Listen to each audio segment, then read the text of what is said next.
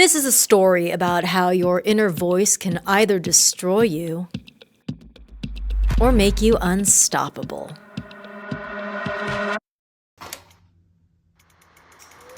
In 2022, I had an audition that wrecked me. Not because I didn't get the job. I'm used to that. Rejection is part of the work. But this one felt different. See, I had coffee with the director in person. We had a great conversation. He invited me to audition. I made it to the next round. Sent in my self-tape. I got a rejection email. Fine, expected. But then he unfollowed me.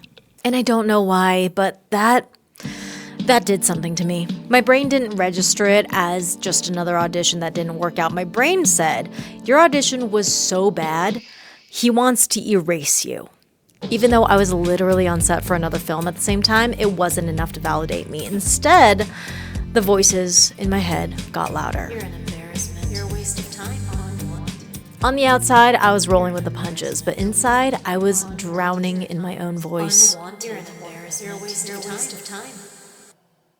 I want to pause real quick because I know that this feeling is really common. Acting happens to be my job, but you don't have to be in this line of work to feel like you're constantly waiting to be chosen, waiting for a promotion, waiting for someone to notice your work, waiting for validation. And when you don't get it, it is so easy to turn against yourself. You could go through a ton of rejection, have it roll off your back, no problem, but one can just really strike a chord. And maybe it just means that you're at the end of your rope or you really cared about that particular one. But when it happens, that negative voice just gets louder and louder. You know the one that tells you you're not good enough, that maybe you shouldn't even try. Maybe your version sounds different, but I think a lot of us know what it's like to be our own worst enemy. And mine is mean, man. It knows exactly how to get to the core.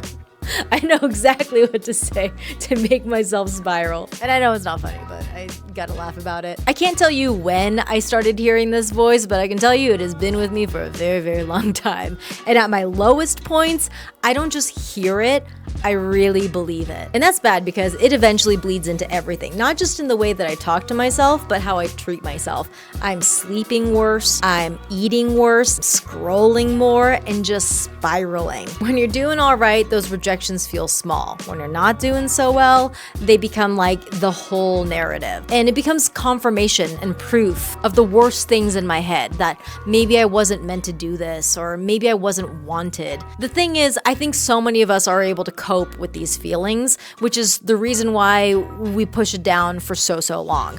I kept working. I kept showing up. I kept doing what I was supposed to do, but inside, I was breaking. And if you're there right now and this is all resonating, I just want to say, I see you. You are not alone, and it does get better. If you're returning to the channel, welcome back. And if you're new here, hi, my name is Mari, and I'm a ballerina turned YouTuber and actor. This channel is all about self-development and personal growth to help you tackle your inner demons and negative self-talk. If that sounds like your vibe, I am so glad you are here. So getting back to it, how do we get out of that space? How do we stop destroying ourselves with our own words? Well, for me, it took a while, but we'll skip through the boring stuff. When I hit rock bottom, I didn't know what to do next. I did not know what to pursue. So I pursued myself. I read, I listened, I let people in for what felt like the first time. I started talking about it out loud and stopped carrying my burdens alone. And that's when I heard it, my own words, out loud. And I was surprised and ashamed. I imagined myself as a kid and me, an adult, saying those things to her.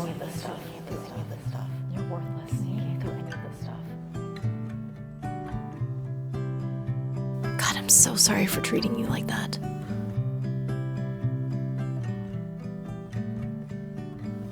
And I guess that was the turning point.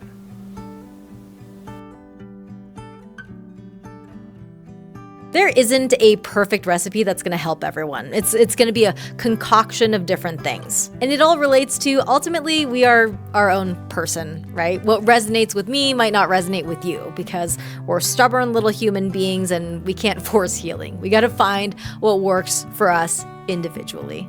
But with that said, I will let you know what worked for me. And maybe some of it will resonate with you, maybe none of it will resonate with you. But either way, you'll get a story. There's a good deal of stuff in the mixture, but the wombo combo that really worked for me was inner child therapy and affirmations. Inner child therapy focuses on reconnecting with and understanding the wounded parts of yourself that come from childhood experiences. And let me tell you, this work scared the shit out of me. And it hit me like a ton of bricks because it made me connect to myself deeper than I have ever done before. Literally, look at my body. I am like holding myself while I'm talking about this. Anyway, people talk about self-love and self-compassion all the time.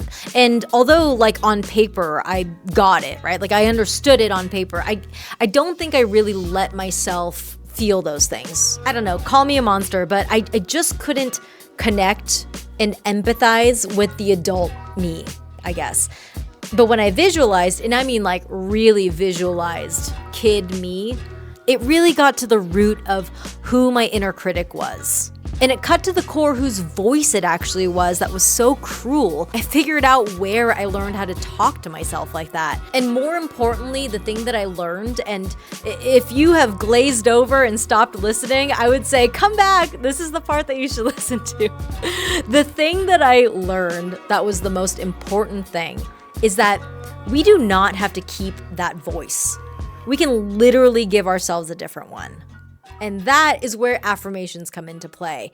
And affirmations was a weird one for me.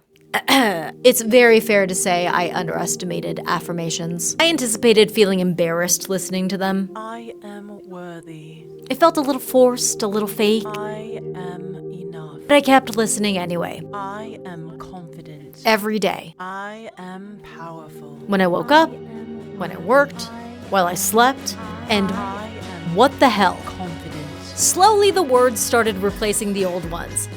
I'm not even kidding. A couple of months in, and I realized I'm not just listening to it, I believe it. I mean, I really believe it. And a couple of months after that, something unexpected happened. I got better at my job. I wasn't in my head spiraling between takes, wondering if I was good enough. I was just there. Present, open, enough.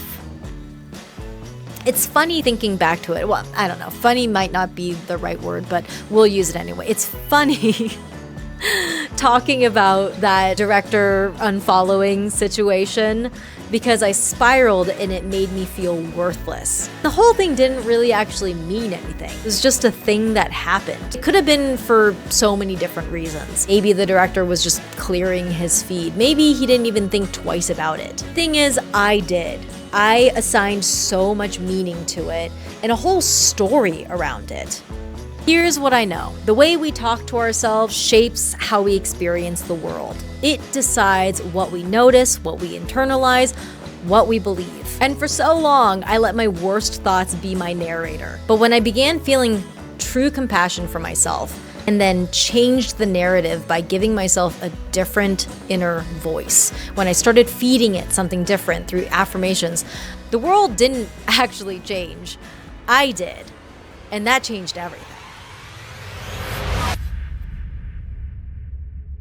Now I know that the answer to confidence, to self-worth, to being better at whatever it is that I'm doing comes from believing that I am, and believing it before anyone else ever does. If I could go back and tell my past self something, it would be this. You hear the words, "you are enough," all the time, but you have to work on yourself until you believe it, because you are enough, and you deserve to know it.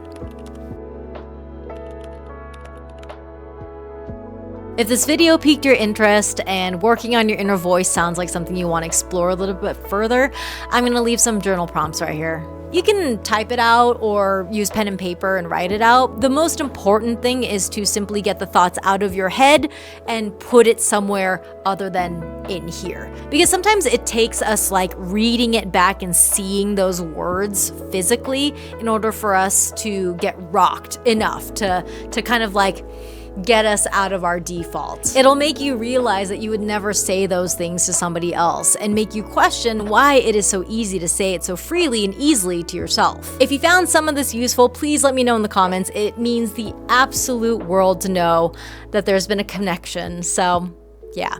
Thank you so much for watching and for your continued support of the channel. Until next time, be well, and I'll see you soon.